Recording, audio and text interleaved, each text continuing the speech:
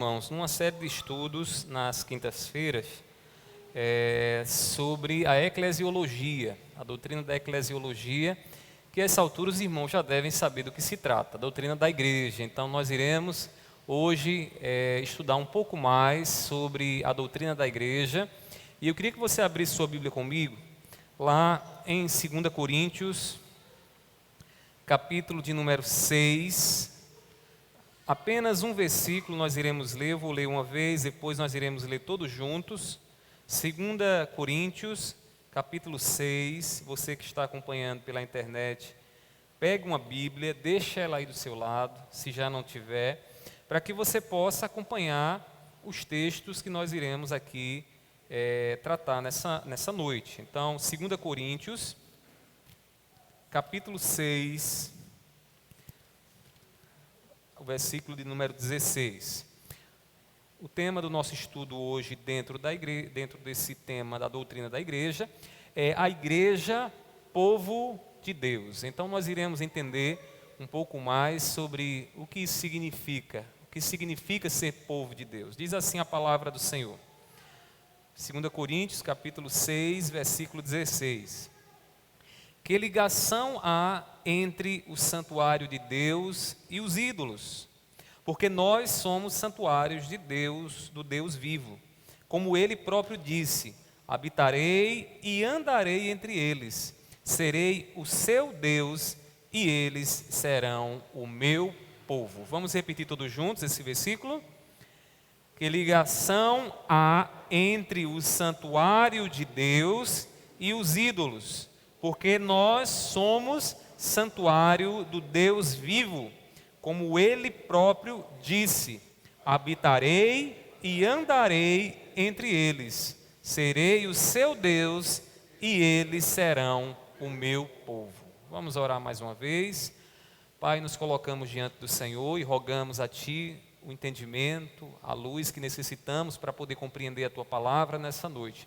Seja com cada um dos meus irmãos, que o Senhor fale aos seus corações, que o Senhor nos traga a edificação que tanto necessitamos. Eu te peço assim, já te agradeço, em nome do Teu Filho amado Jesus. Amém, amém. Os irmãos podem se assentar.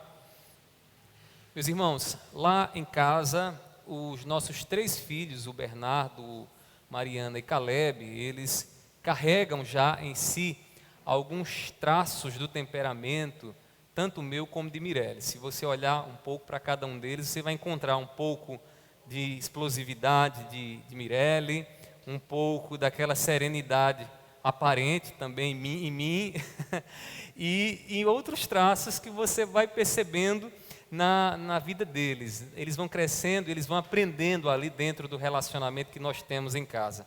Meus irmãos, além de ter o fato da ligação genética, porque está no gênese deles crescerem com esse temperamento que Deus deu a eles, né? O fato de conviver conosco, que somos os seus pais, isso, irmãos, contribui muito para aquilo que eles estão sendo formados, né? Aquilo que eles gostam, os valores deles, o caminho que eles têm trilhado, já começado a observar e desejado para a sua vida. Ou seja, o fato de se relacionarem conosco, irmãos, isso afeta diretamente a vida deles, e se vocês conversarem com eles, vocês vão perceber que o que eu estou falando aqui é um fato.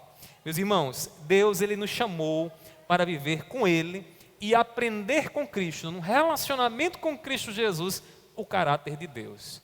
Quando nós dizemos que somos cristãos, nós estamos afirmando que estamos num relacionamento com Cristo, onde a convivência que temos com Cristo Jesus se reflete em nós, através das virtudes, do caráter de Cristo, que o Espírito Santo vai gerando em nós. Meus irmãos, nos tornamos povo de Deus, quando nós entramos num relacionamento com Deus, através de Cristo Jesus.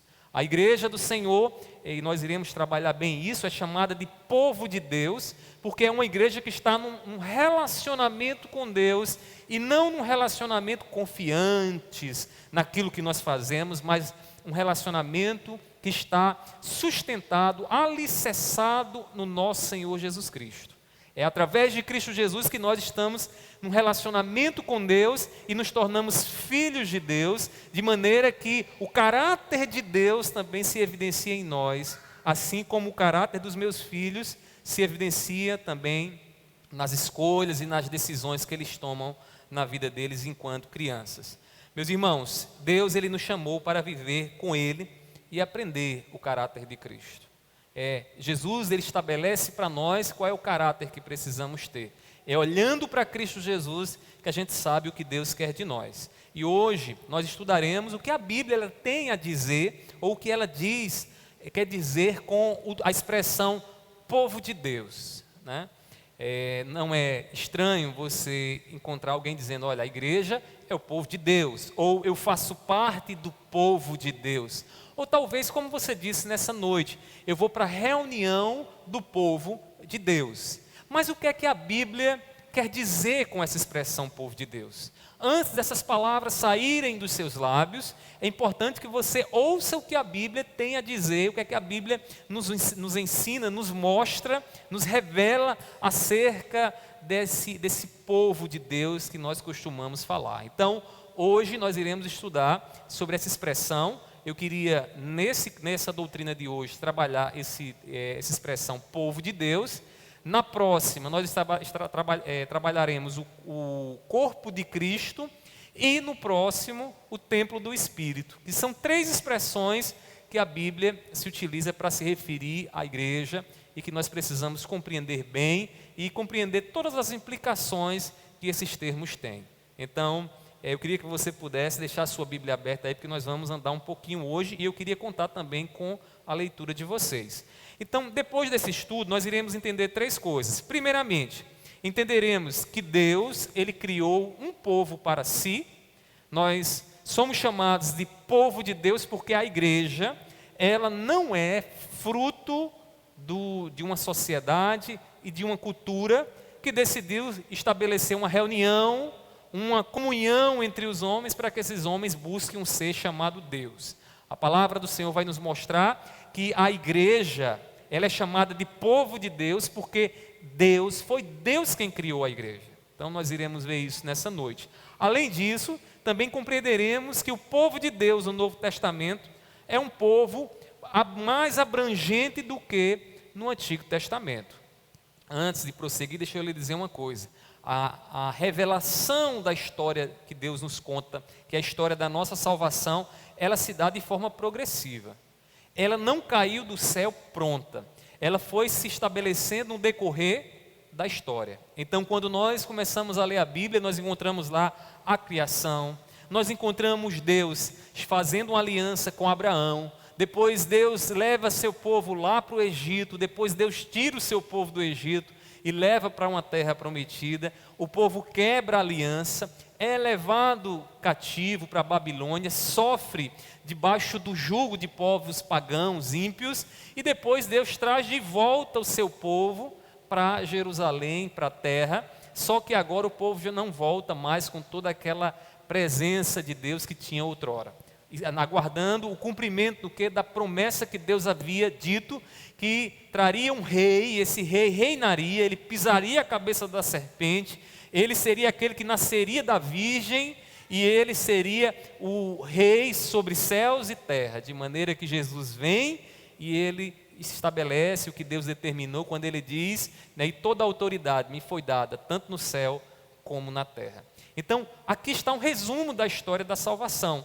Depois que Jesus diz isso, ele nos entrega o quê? Toda a esperança que temos, a esperança de um novo céu e nova terra. Esse período que nós estamos vivendo agora é um período onde aguardamos o cumprimento final, a consumação final do que Deus já fez na cruz do Calvário. Porque no Calvário ele consumou a sua obra. Ele já nos colocou à direita de Deus, mas nós aguardamos ainda a concretização da promessa, quando ele vai mudar tudo, vai nos dar um novo corpo, um novo nome, vai tirar de nós toda a enfermidade, vai nos dar agora um lugar ao seu lado, para vivermos eternamente gozando e nos deleitando da glória dele. Então, irmãos, esse é o resumo da história. E quando nós observamos a igreja dentro da história de Deus, o que é que nós percebemos? Que no Antigo Testamento, nós percebemos uma maneira mais restrita de Deus tratar com a igreja, de Deus se dirigir ao seu povo. E nós iremos entender bem isso e perceber que no Novo Testamento, que é o período em que nós estamos vivendo agora, é um período mais abrangente, é um período onde o povo de Deus não está limitado a uma nacionalidade, mas agora o povo de Deus é constituído de povos, de línguas, de todas as nações. É uma igreja de judeus, mas também uma igreja de gentios, né, que estão inseridas nela, estão inseridas nelas pela fé em Cristo Jesus. E então nós iremos entender isso, né, que no Antigo Testamento, né, era um pouco mais restrito essa ideia do povo de Deus, já no Novo Testamento a ideia se abrange um pouco mais. E por fim, saberemos que a santidade é a principal evidência do povo de Deus.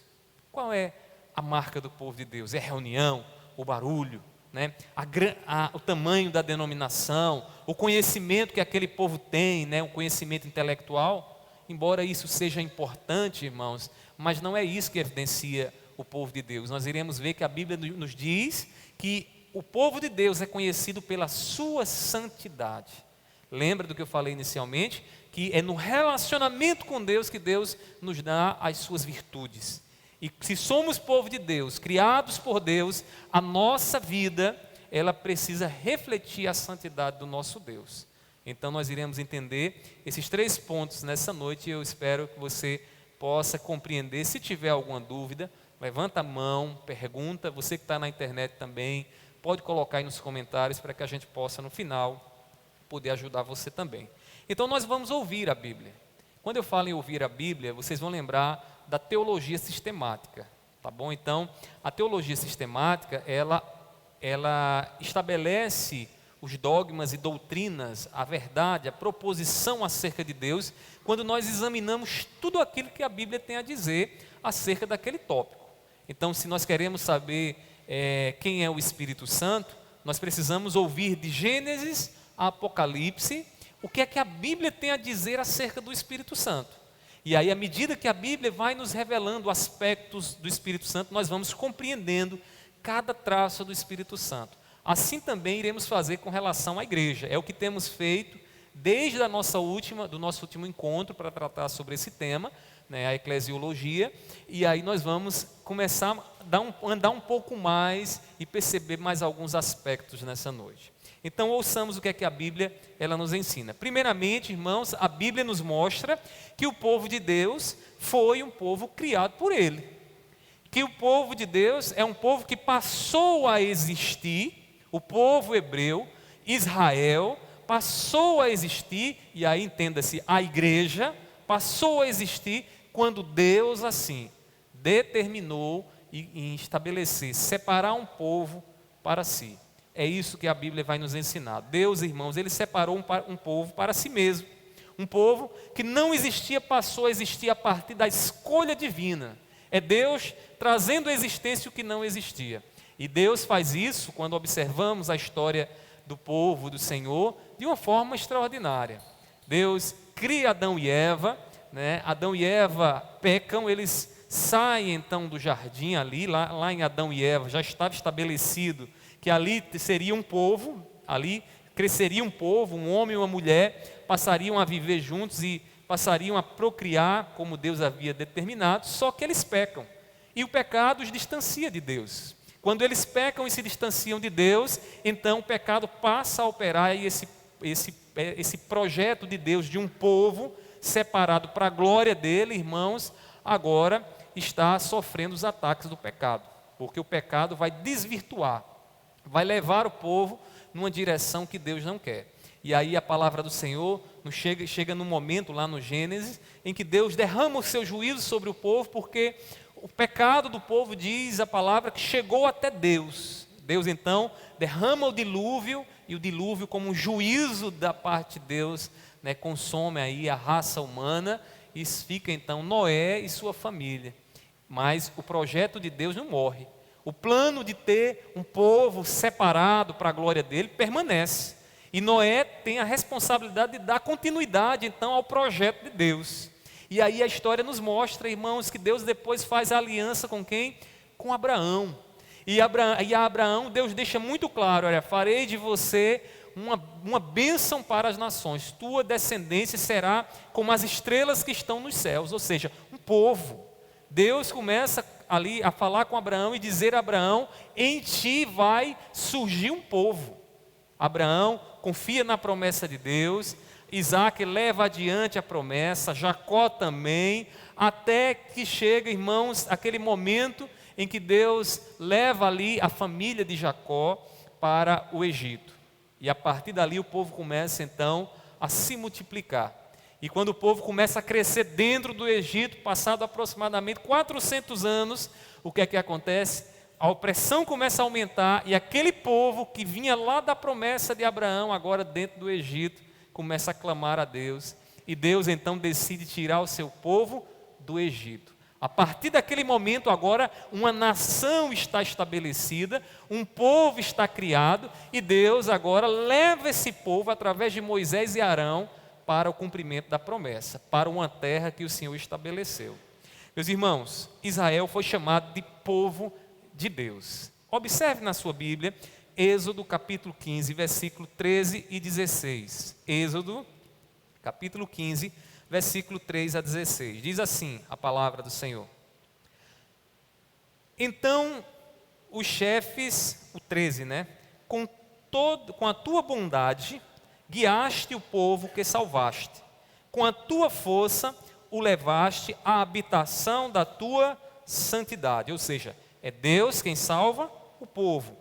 No versículo 16 diz assim: sobre eles, os povos pagãos, cai o espanto e o pavor, pela grandeza do teu braço, emudecem como pedra, até que passe o teu povo, observe aí essa expressão, o teu povo, ó Senhor, até que passe o povo que adquiriste. Observe como é que o texto se refere ao povo e se refere a Deus. Israel é o povo adquirido pelo Senhor, o povo que Deus criou, o povo que está debaixo da promessa do Senhor e que Deus então o formou e constituiu como povo seu. Meus irmãos, Deus fez de Israel, seu povo, a menina dos seus olhos. Essa expressão eu lembro agora, quando eu era mais jovem, que eu via alguém falando, a menina dos olhos, eu pensava literalmente numa menina que havia ali, e que alguém se encantava. Mas a menina dos olhos é uma referência, a essa parte interior dos nossos olhos, em que se você tentar tocar, as suas pálpebras não deixarão, elas vão trancar, elas vão proteger para que seus olhos não sejam feridos. Quando o termo usa de forma poética a expressão menina dos olhos, Israel, o povo de Deus, a igreja do Senhor como menina dos olhos do Senhor, é a igreja que Deus guarda, que Deus protege. Israel, irmãos, é o povo de Deus, o povo que Deus fez, e aí Deus o chama de menina dos olhos dele, Veja o que diz Deuteronômio, capítulo 32, versículo 9 a 10. Por favor, quem encontrou, pode ler. Você que está em casa, acompanhe na sua Bíblia, Deuteronômio, capítulo 32, versículo 9 e 10. Pode ler. Abaixa a máscara para que a gente ouça. Amém? Deuteronômio, quinto livro da Bíblia. 32, versículo 9 e 10.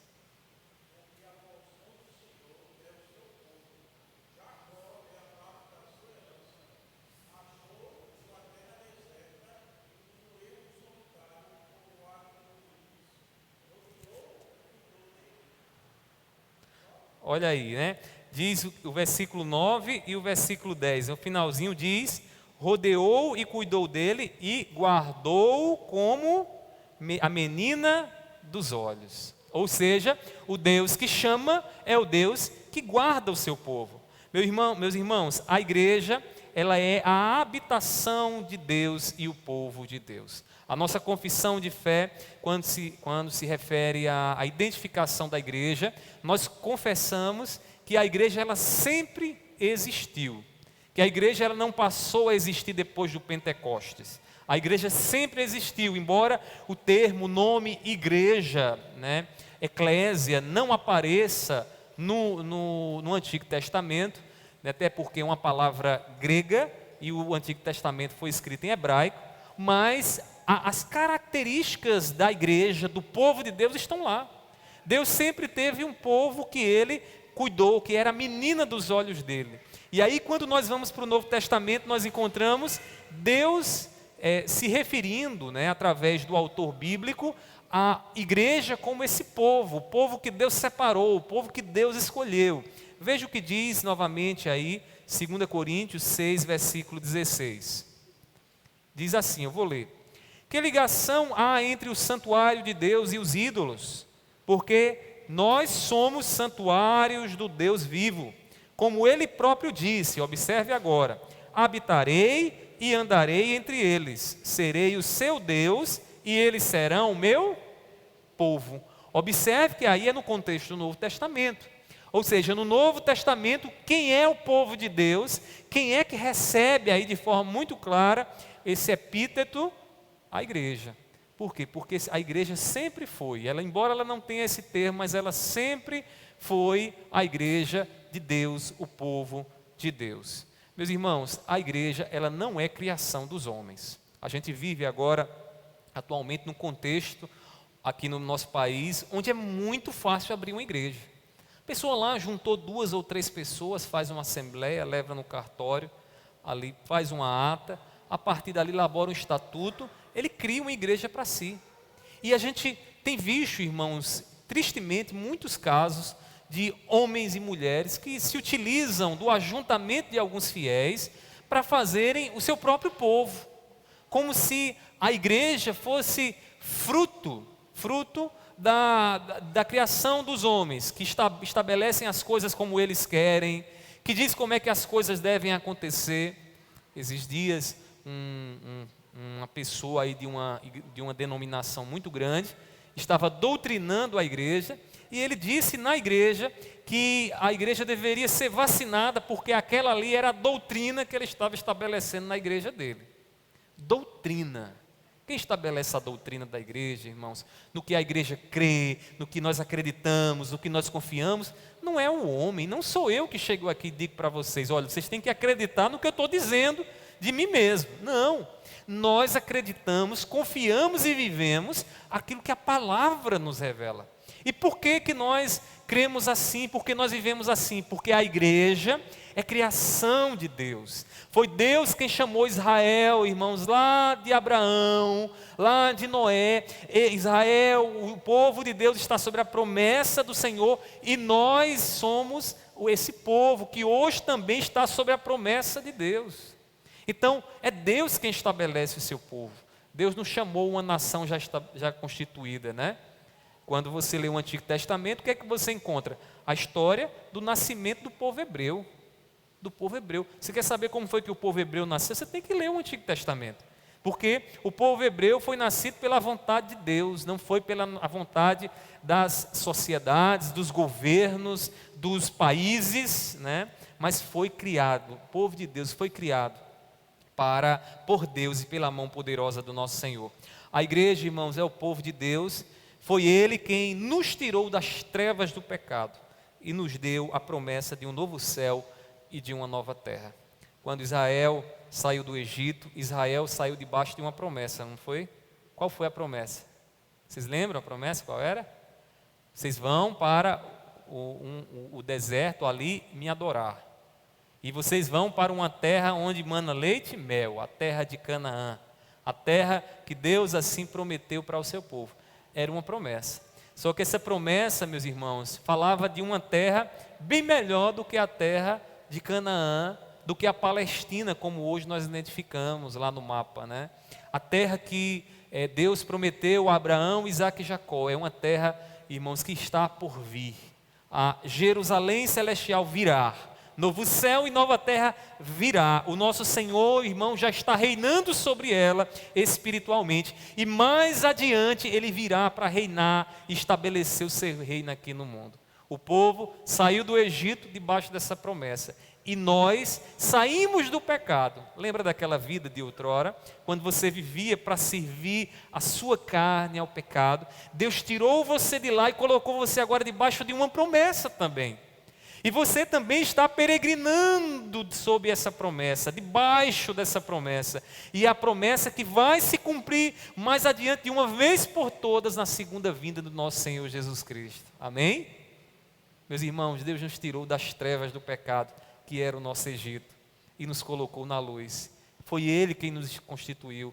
A igreja, irmãos, pertence a Deus. Quando os homens eles mexem com a igreja, eles estão mexendo, tentando mexer com a menina dos olhos de Deus.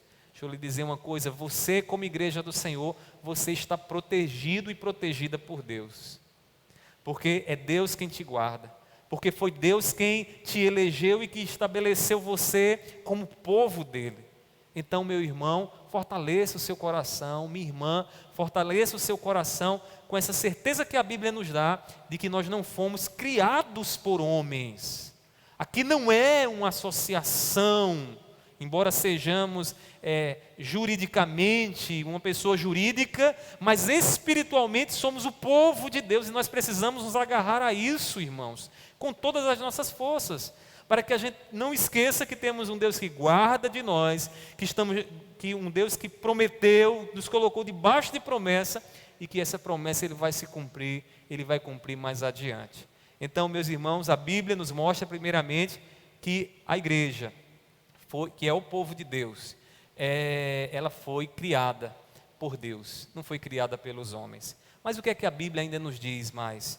Meus irmãos, quando nós olhamos para as Escrituras, em segundo lugar, a Bíblia ela vai nos mostrar que o povo de Deus, na nova aliança, é mais abrangente do que na antiga aliança. Deixa eu explicar para vocês aqui algumas coisas que eu queria só relembrar, porque eu sei que vocês já sabem. Antiga aliança, nova aliança. O que é uma aliança? A aliança é um pacto estabelecido entre duas partes. Seria, no nosso contexto aqui, o equivalente a um contrato firmado entre duas partes. Só que quando Deus ele decide se relacionar com o seu povo, o que é que Deus faz? Deus firma um pacto, Deus firma uma aliança, só que na aliança que Deus firma, não existe condições em relação a Deus. Deus é quem coloca as suas condições, e se o povo quiser estar debaixo da bênção, obedece o que ele faz, e se o povo quiser seguir outro caminho, está debaixo de maldição, desobedece e vai em outra direção. Então, quando nós olhamos nas Escrituras, observando as Escrituras, nós percebemos que Deus ele se relaciona conosco através de pactos, de aliança. E nós temos no Antigo Testamento o quê? A antiga aliança. Uma aliança firmada com quem? Com Abraão. Deus coloca as condições ali para Abraão. Em Moisés fica mais claro essas condições ali através da lei. E o povo, se quiser estar debaixo da bênção, obedece então aquilo que Deus estabeleceu. Isso na antiga aliança. A nova aliança, ela não é estabelecida em Abraão, em Moisés, ela é estabelecida em Cristo Jesus. Então, quando entramos na nova aliança, nós ouvimos o que Cristo tem a dizer, que nada mais é do que uma explicação mais clara e mais profunda daquilo que o Antigo Testamento já nos revelava no antigo pacto. Então, quando nós observamos antiga aliança e nova aliança, nós percebemos em relação ao povo de Deus, a igreja, que na antiga aliança, para ser povo de Deus, tinha que estar dentro das condições que a lei estabelecia, que Moisés havia estabelecido ali da parte de Deus. Já no Novo Testamento, quem é que nós temos que ouvir? Jesus. E o que Jesus estabelece engloba agora um povo, que vai para além das fronteiras de uma nação. Deus engloba esse povo dentro, então, dessa nova aliança. Na aliança estabelecida com Cristo, o povo de Deus incluía tanto judeus como gentios, o que era um problema para os judeus inicialmente. Um judeu acreditar que um gentio também era povo de Deus, irmãos, isso demorou um pouco, não foi tão rápido assim. Até o próprio Pedro teve que passar por aquela experiência de ter uma visão celestial para poder entender que Cornélio também era povo de Deus, também fazia parte da aliança do Senhor. Meus irmãos, Paulo entendeu que os gentios eles estavam sendo feitos povo de Deus pela pregação do Evangelho. À medida que Cristo era anunciado, que o povo tomava conhecimento do Evangelho, da boa notícia de Deus em Cristo, esse povo era colocado agora dentro da igreja do Senhor. Veja o que diz 2 Tessalonicenses, capítulo 2, versículo 13 e 14. Por favor, quem encontrou, pode ler. 2 Tessalonicenses, capítulo 2, versículo 13 e 14.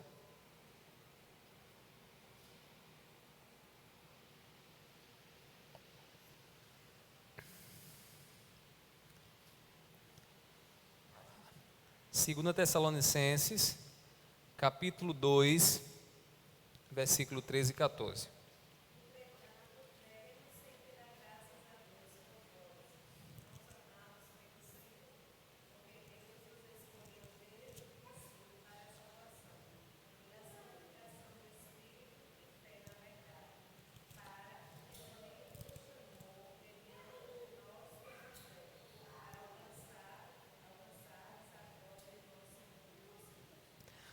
Olha que coisa maravilhosa. Ele diz, né? Foi para isso que também Deus o chamou. O chamou quem? A igreja. Uma igreja constituída de gentios. Ele diz, mediante o nosso evangelho.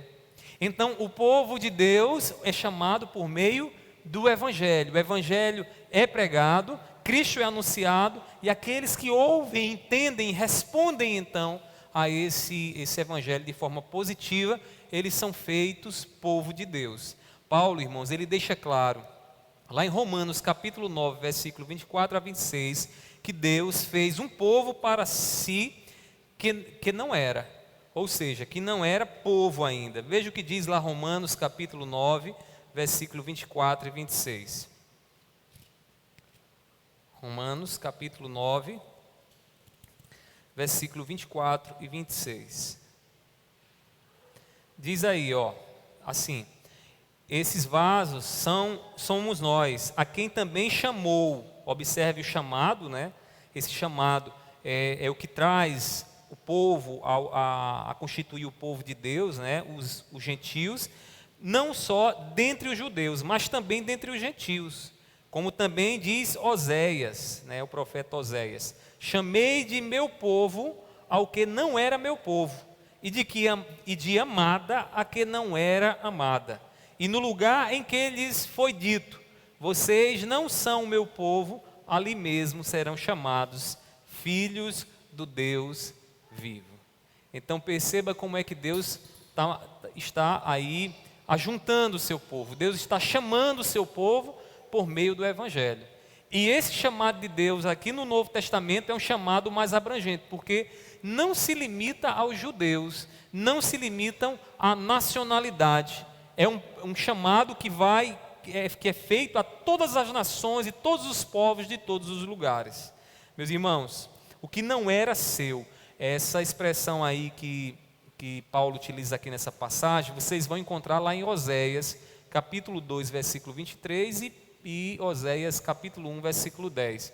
Onde Paulo então pega as palavras do profeta e aí traz entendimento, traz compreensão para nós, mostrando de que Deus tinha um plano também para abranger ali os gentios, aqueles que não vinham necessariamente da nacionalidade dos hebreus, né? Enquanto no Antigo Testamento o povo de Deus ele tinha sua identidade ligada à nacionalidade, né? Para ser povo de Deus tinha que ser hebreu, né? Tinha que ser hebreu por nascimento. No Novo Testamento o que é que nós encontramos? Nós encontramos um povo que tem a sua identidade firmada a partir do quê? Do chamado. Do chamado. Deus chama por meio do Evangelho e esse povo responde, e então assim ele estabelece a igreja, estabelece o seu povo. Meus irmãos, a marca da aliança era a circuncisão. Vocês devem lembrar que a circuncisão ela era uma marca feita no órgão genital masculino, onde cada um dos homens ao 8º dia era circuncidado, como uma marca que lembrava aquele povo de que eles eram o povo de Deus, o povo que tinha um pacto, uma aliança com o Senhor. O professor Millard Erickson, que é um teólogo, ele disse o seguinte, de forma bem interessante: para Israel a aliança era a aliança abraâmica, ou seja, o pacto firmado entre Deus e Abraão. O povo lembrava do que Deus havia dito a Abraão, entrava num relacionamento com Deus a partir do que Deus havia estabelecido com Abraão. Mas aí ele diz: para a igreja é a nova aliança consumada e estabelecida por Cristo. Estabelecida por Cristo. Então, irmãos, você vai perceber isso lá em 2 Coríntios, capítulo 3, versículo 3 a 18. Lá Paulo deixa claro que agora a aliança ela é firmada em Cristo Jesus e não firmada com apenas traços exteriores, né? Meus irmãos, o Antigo Testamento ele aponta para Cristo e a obra de Cristo e se estende aos gentios, e esses gentios somos nós. Nenhum de vocês aqui é descendente de hebreu, né? Ou é hebreu. Vocês não são. E vocês só fazem parte da aliança com Deus, estão nesse relacionamento com Deus, por quê? Porque vocês creem em Cristo Jesus. Então, meus irmãos, lembremos disso, né? Lembremos disso, de que através do pacto da fé que temos em Cristo Jesus é que nós somos constituídos, estabelecidos como povo de Deus. A nova aliança, ela requer um coração comprometido, meus irmãos, comprometido com a vida de Deus. Essa vida revelada em Cristo Jesus. Paulo vai dizer que a circuncisão, irmãos, não acontece mais no exterior. A circuncisão acontece onde agora? Ele acontece dentro de nós, no coração.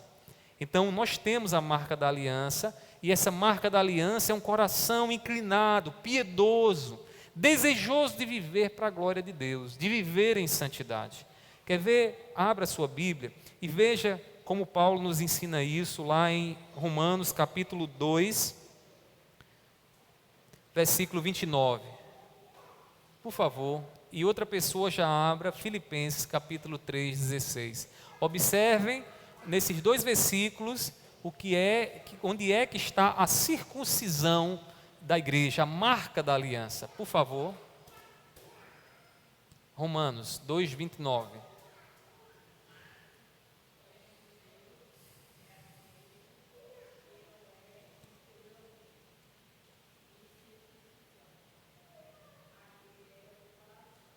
Isso.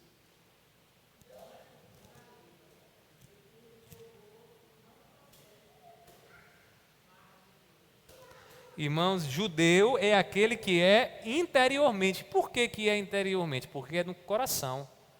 Judeu é aquele que Deus o louva, né? E aí ele diz, e circuncisão é a circuncisão de onde? Do coração, pelo Espírito, não segundo a letra, né? E cujo louvor não procede de seres humanos, mas de Deus. Então, irmãos, para nós que somos povo de Deus, a igreja do Senhor, né, onde é que está a marca da aliança? Está no coração. Quando Jesus criticava os fariseus, ele dizia para aqueles homens, olha, vocês me louvam da boca para fora, mas o coração de vocês está distante. Vocês dizem uma coisa com a boca, mas o coração de vocês não está em coerência com aquilo que vocês dizem. Meus irmãos, a religião, o relacionamento com Deus que temos acontece no nosso interior, no nosso coração. Lembre-se disso, não é você vir para a igreja, não é você ter o seu nome no hall de membros que vai fazer de você povo de Deus. O que faz o que nos faz povo de Deus é o Espírito Santo, irmãos, colocando em nosso coração uma inclinação para obedecer, para viver para Deus, para desejar o que Deus deseja. Veja ainda o que Paulo diz acerca da circuncisão, no capítulo 3, versículo 3 de Filipenses. Filipenses, capítulo 3, versículo 3. Por favor, pode ler.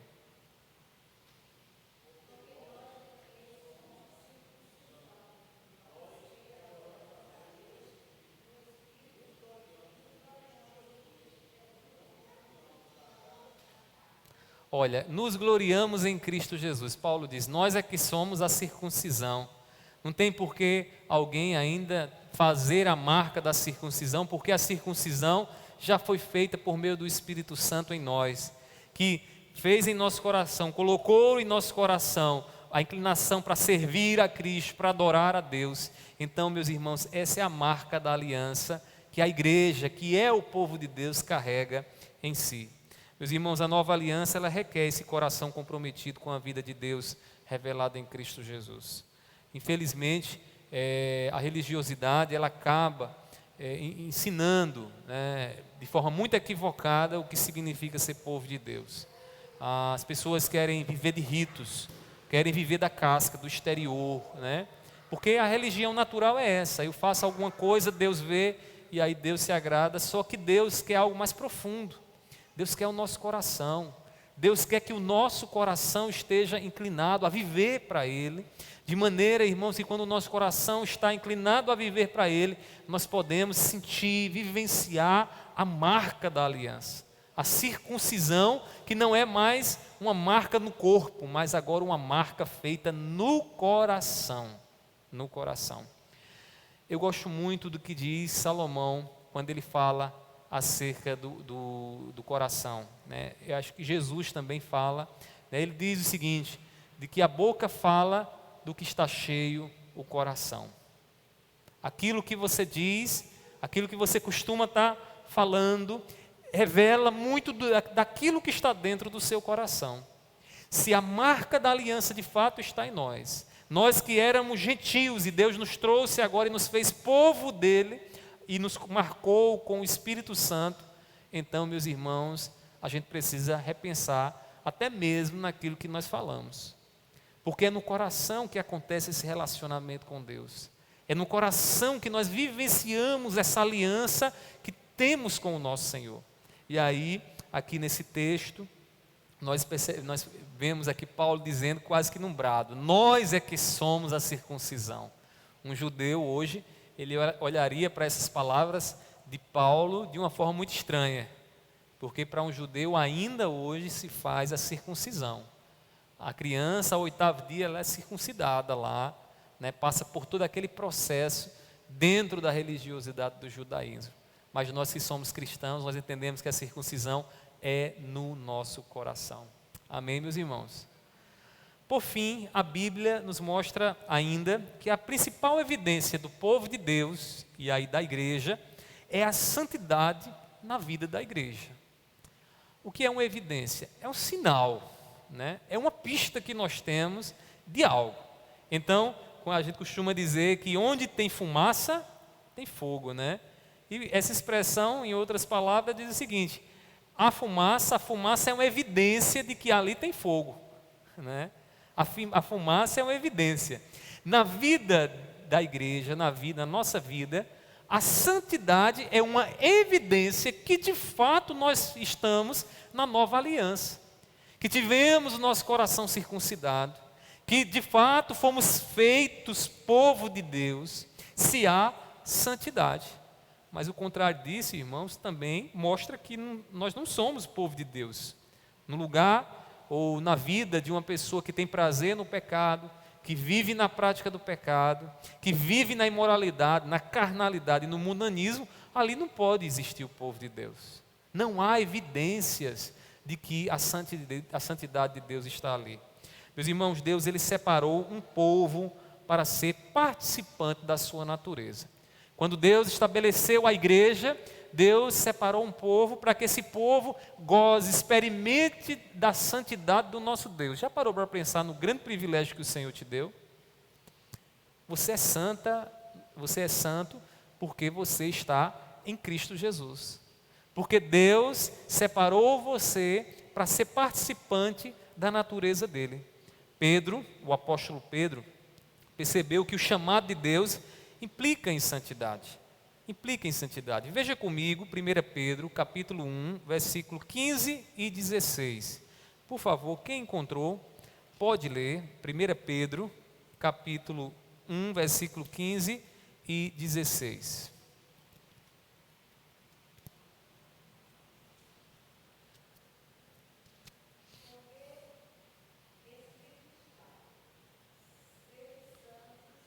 Não, capítulo 15, versículo 15 e 16. Esse versículo está dentro, mas veja o...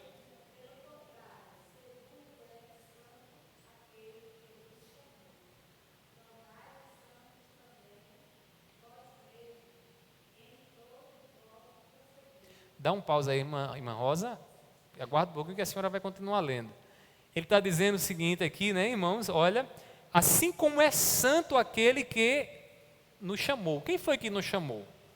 De quem foi a voz que nós ouvimos quando o Evangelho foi pregado? Quando Jesus, foi colocado, exposto diante dos nossos olhos. De quem foi a voz que nós ouvimos?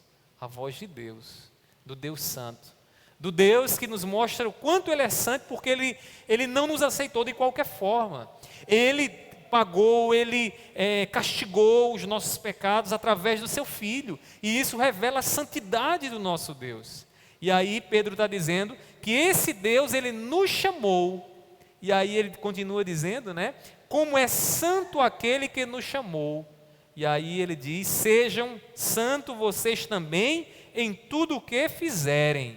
Aí detalhe, participar da mesma natureza de Deus é participar da mesma santidade de Deus. Agora, será que Deus só quer isso da igreja? Será que Deus em algum momento pensou para o seu povo algo diferente? Não. Aí eu queria que a irmã Rosa lesse o versículo 16 agora, ó.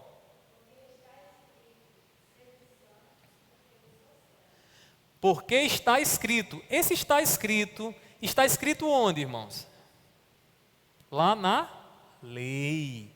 Lá no Antigo Testamento. Então, Israel, o povo que Deus tirou lá do Egito, que deveria estar em aliança com Ele, Deus já havia estabelecido. Vocês são o meu povo, então vocês precisam participar da minha natureza, da minha santidade. Então, tanto lá no início, como hoje, Deus Ele requer da sua igreja o quê? Santidade, porque Deus é santo. E Ele nos chamou, e uma vez que ouvimos a sua voz, precisamos ser participantes da natureza dEle. Precisamos também evidenciar naquilo que fazemos, naquilo que pensamos, naquilo que dizemos, que de fato ouvimos a voz do nosso Senhor. Ouvimos o chamado do nosso Senhor. Meus irmãos, os nossos antepassados diziam o seguinte: as obras, elas não nos salvam. Ninguém é salvo por obras. Mas as obras justificam a nossa salvação. Ou seja, se você de fato foi salvo por Deus, separado por Deus, feito povo de Deus, é necessário que as suas obras evidenciem, mostrem a santidade de Deus em você. Irmãos, é muito estranho que alguém ouça o Evangelho, diz que é um cristão, mas continua tendo prazer no pecado. Eu não estou dizendo aqui que você não vai pecar, eu não estou dizendo isso, irmãos. É impossível que você não peque. É impossível. E se você diz que não peca, a Bíblia diz que você é mentiroso. Porque todos nós pecamos. Agora, irmãos, Deus Ele operou de uma forma sobrenatural em nossos corações, que Ele nos deu uma disposição nova. Onde o pecado, irmãos, que outrora era amado, era querido, era desejado, agora ele passa a ser odiado. Sabe por quê? Porque nós ouvimos a voz do Deus Santo, do Deus que nos chamou, do Deus que nos fez seu povo. Então, meus irmãos, é muito estranho que alguém diga que é um eleito, que vai para o céu, que Deus o predestinou, ou coisa do tipo, mas não vive em santidade. Não vigia nos pensamentos por amor a Deus, não vigia nas palavras por amor a Deus. Pedro está dizendo aqui, irmãos, o Deus que nos chamou é santo. Sejam santos como Ele é santo. O povo de Deus, irmãos, nem foi estabelecido por homens, por cultura. É um povo que agrega nele povos de línguas, tribos e nações distintas, e é um povo que evidencia que é de fato povo de Deus pela santidade. Meus queridos irmãos, o fruto do povo de Deus é santidade. Cristo é aquele que santifica a igreja. Paulo vai nos ensinar isso que eu acabei de dizer, essa santidade que o povo deveria ter, que a igreja deveria ter, através de uma instrução que ele dá ao marido e à esposa. Quer ver? Veja comigo lá em Efésios, capítulo 5, versículo 25 e 27. Efésios, capítulo 5, 25 e 27, a 27. Diz assim, ó, acompanhe na sua Bíblia. Maridos, que cada um de vocês ame a sua esposa, como também Cristo amou a igreja. Entenda aí, o povo de Deus. Assim como Cristo amou o povo de Deus, a igreja, e se entregou por ela. Aí, em seguida, diz para quê? para que a santificasse, tendo-a purificado por meio da lavagem de água pela palavra, para apresentar a si mesmo como igreja gloriosa, sem mancha, nem ruga, nem coisa semelhante, porém santa e sem defeito. A igreja estabelecida por Cristo Jesus, a igreja por quem Cristo morreu, irmãos, é uma igreja que foi aperfeiçoada em Jesus. Foi uma igreja aperfeiçoada por Ele, para que nós vivamos, irmãos, e participemos da mesma natureza do nosso Senhor. Meus queridos irmãos, não é o tamanho da denominação, não é o conhecimento teológico e intelectual que alguém possa ter, que uma igreja possa ter, irmãos, mas a vida de semelhança a Cristo Jesus, que evidencia que de fato nós somos o povo de Deus. Não se esqueça disso. Esses dias eu conversava com uma pessoa que estava atribulada e estava dizendo o seguinte: pastor, a dúvida era numa doutrina, né, que muita gente não consegue entender muito bem. Irmãos, não é que ela seja tão difícil assim, é porque ela nos coloca num conflito dentro de nós, né, acerca do futuro e a doutrina da eleição. A pessoa dizia: pastor, e se eu não for um eleito? Eu estou aqui vivendo para Deus, buscando o Senhor, amando a Deus, e se naquele dia, quando eu chegar lá, e Deus olhar para mim e vai dizer: ó, você não era um eleito, você agora vai pegar em outra direção. E aí eu conversava com aquela pessoa e confortava o coração dela, dizendo o seguinte: olha, minha irmã, você vai saber que você é uma eleita agora pela vida de santidade que você tem. Porque a santidade, o desejar, o querer ser como Cristo Jesus, o querer ter as virtudes de Deus no meu modo de pensar, falar, agir, evidencia que você é um eleito de Deus, porque só os eleitos podem, irmãos, ter esse desejo no seu coração. Irmãos, quem não é eleito olha para isso e vê e escuta o que Deus quer, mas o seu coração não tem disposição para isso não quer isso não. Ele não tem prazer nessas coisas. Então, meus irmãos, é a vida de semelhança com Cristo que vai de fato evidenciar que somos o povo de Deus. Essa é a maior evidência de que alguém de fato é igreja do Senhor, é povo do Senhor. Ao estudar a Bíblia, fica claro para nós, irmãos, de que Deus ele criou o povo para si mesmo. De que nós não somos consequência de uma engenharia de alguém inteligente que decidiu fazer alguma coisa, um grupo, uma associação para tentar e aliviar os nossos pesos, né, interiores e espirituais. Não, foi Deus quem nos criou. Nós que somos a igreja de Cristo, somos esse povo e devemos, irmãos, zelar por esta responsabilidade. Por esta responsabilidade. Vocês sabem o que foi que aconteceu com Israel, né?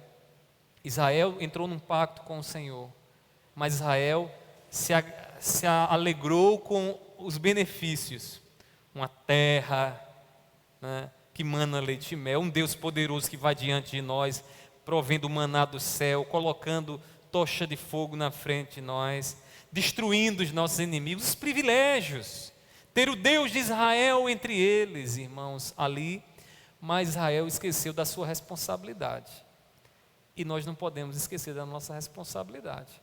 Nós estamos numa aliança com Cristo, a nova aliança.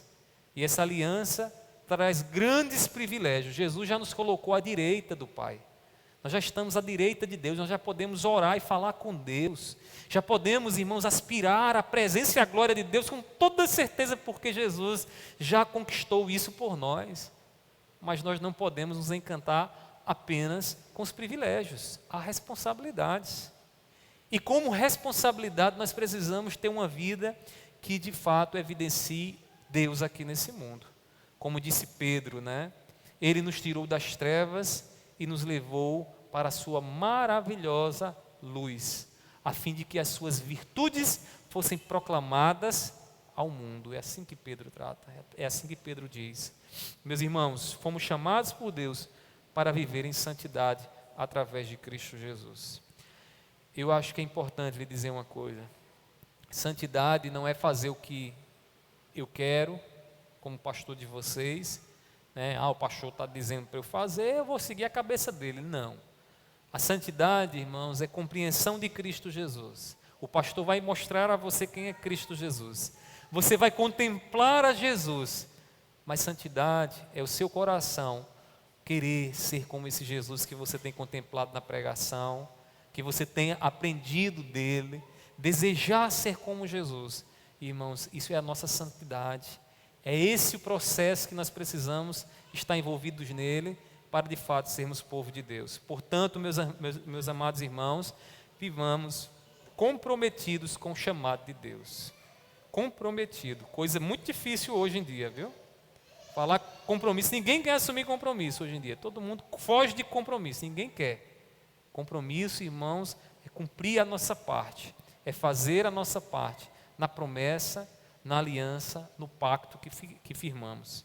Meus irmãos, Deus ele nos chamou para anunciar as virtudes dele no mundo viciado pelo pecado, no mundo que não quer Deus, no mundo que vai precisar ver em mim e em você as ações que o próprio Deus teria lá na nossa casa, no nosso trabalho, na nossa rua, no convívio com os irmãos, na escola, na universidade.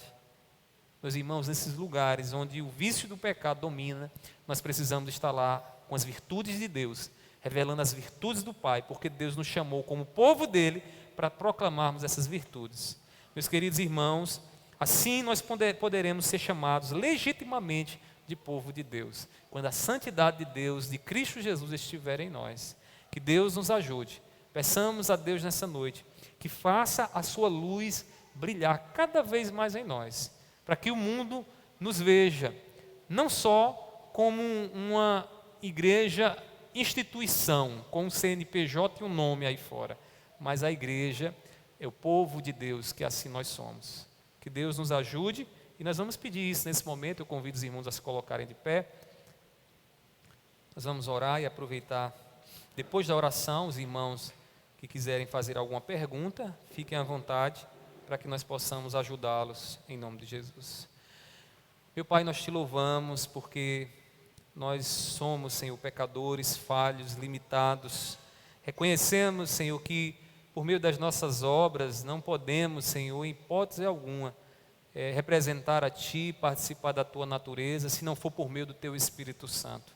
E nós queremos nessa oração pedir a Ti o Teu favor. Pai, ajuda a cada irmão meu, ajuda a minha vida também, meu Pai, a viver uma vida que resplandeça nas minhas obras, meus pensamentos, nas minhas palavras, a Tua santidade. Nós não queremos ser participantes, membros arrolados num rol de membros dessa igreja, mas queremos ser o Teu povo, Senhor, acima de tudo o Teu povo. E para isso precisamos, Deus, viver em santidade. Nos ensina, Senhor, a agir como Teu filho. Tu sabes, Senhor, que cada irmão, cada irmã tem passado, tem enfrentado e sofrido para vivenciar o seu testemunho lá no seu lar, lá na sua escola, lá no meio dos seus familiares, no meio da sua vizinhança ímpia. E eu te peço nessa noite, concede-nos a graça, Senhor, para que aqueles que não te conhecem possam ver, Deus, o Teu caráter em nós, nas nossas atitudes, que aqueles que estão nas trevas possam enxergar a luz do Teu Espírito Santo brilhando em nós, Senhor. Assim, de fato, eles poderão dizer que nós somos povo de Deus, como o Senhor já nos diz. Pai, eu te peço, continua nos abençoando, continua a falar aos nossos corações, assim eu te oro, assim eu te peço e te agradeço, em nome do Teu Filho amado Jesus. Amém, amém. A igreja pode se assentar. Meus irmãos, os irmãos que aqui estão presentes, você também que está aí online, se tiver alguma colocação, alguma pergunta que queiram fazer, que os irmãos possam aí abrir os seus lábios e fazer a pergunta nesse momento. Vocês entenderam bem aí essa questão do que significa ser povo de Deus? Será que hoje você pode dizer, olha, eu sou povo de Deus? Diante do que foi exposto aqui, é isso que a Bíblia nos mostra, né? Então, eu espero que vocês tenham compreendido. Alguém gostaria de fazer alguma pergunta, alguma colocação? Alguma coisa que ficou uma pulguinha atrás da orelha, que você não entendeu muito bem, queria que explicasse um pouco mais. Quer, Rosa, fazer? Não? Amém, graças a Deus, né? Na internet tem alguma pergunta? Hã? Tem uma? Assim. Ok, irmãos, então, que Deus nos abençoe, que Deus nos dê uma noite maravilhosa.